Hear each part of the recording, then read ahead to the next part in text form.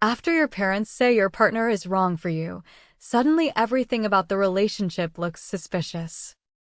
The hardest part is often not choosing between family and love. It is losing trust in your own judgment. But we are not going to say parents are always controlling or that real love should ignore every warning. The useful question is whether your family sees a concrete risk or places its own fear inside your relationship. Imagine a young woman bringing her boyfriend home. He is polite, steady, and clearly cares about her. Her parents call him unsuitable. His career lacks status, his hometown is far away, and his family is ordinary. Back home, she studies every small behavior as if she must prove her parents were right. A late reply once meant he was busy. Now it becomes evidence that he is unreliable. The relationship did not suddenly change. The camera through which she watches it did. Here is the first test.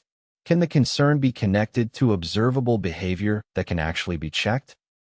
Repeated lying, unpaid debt, humiliation, threats, isolation, and refusal to take responsibility are not vague impressions. If your family notices harm that you have normalized, their objection deserves a serious pause.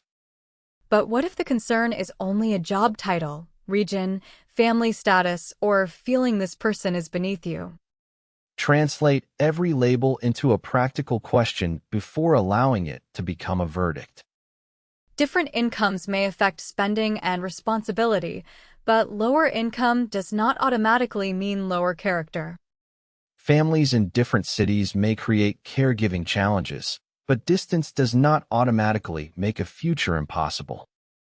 When an abstract objection becomes a real-life question, two people can finally discuss it. The second test is whether your parents are expressing concern or demanding obedience as proof that you love them. Concern allows questions. Control keeps increasing the emotional price of choosing differently. You may hear, "If you stay, you are ungrateful. If anything goes wrong, do not come home." Now the argument is not only about your partner. It is about whether you are allowed to direct your own life. Still, having the final decision does not require treating every objection as disrespect. A parent's delivery can hurt while the concern remains valuable. Both can be true. You can reject humiliation and threats while carefully checking the risk they identified. The third test is how your partner responds. Do they help face reality or only pressure you to choose sides? A mature partner does not say, "If you love me, fight your entire family tonight." They discuss work, money, location, care for both families, and what happens when plans fail. A relationship becomes credible through shared responsibility, not through two people finding a common enemy.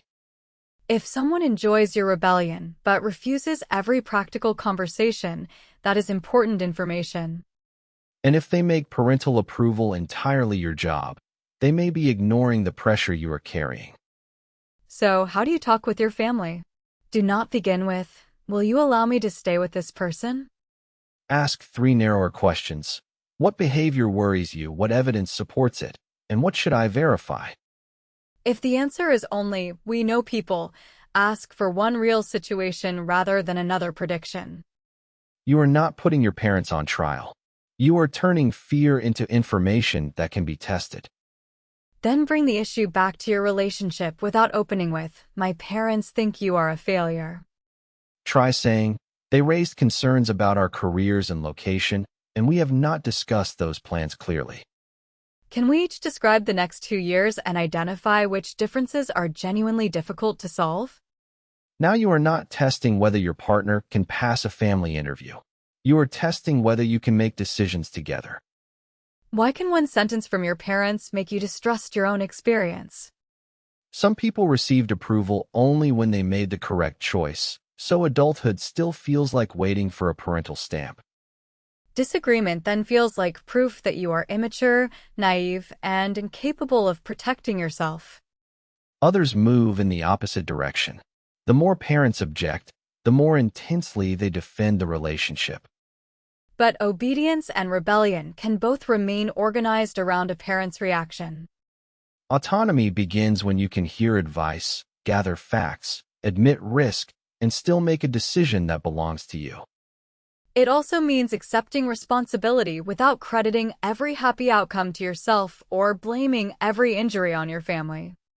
Give yourself an observation period instead of getting engaged or ending everything after one painful dinner. Watch whether your partner respects you under pressure, keeps commitments, and stays present during practical disagreements. Watch whether your parents can move from commands back into conversation after you respond calmly. If there is violence, financial control, repeated deception, or social isolation, do not romanticize it as love nobody understands. If those dangers are absent, do not let social labels pass a death sentence on a relationship you actually know. You can tell your parents, I understand the risk you see. I will verify it, and I will carry the consequences of my choice. The final decision still belongs to the people who must live inside that decision every day. You can tell your partner, I will not reject you because my family objects, but we must face the practical questions together. I do not need you to defeat my parents. I need us to build a life that can stand on its own. Your family may see a risk you missed or mistake its own life experience for the only acceptable answer. Adulthood is hearing many voices without surrendering your own. Has family opposition ever clarified a relationship or only filled it with fear?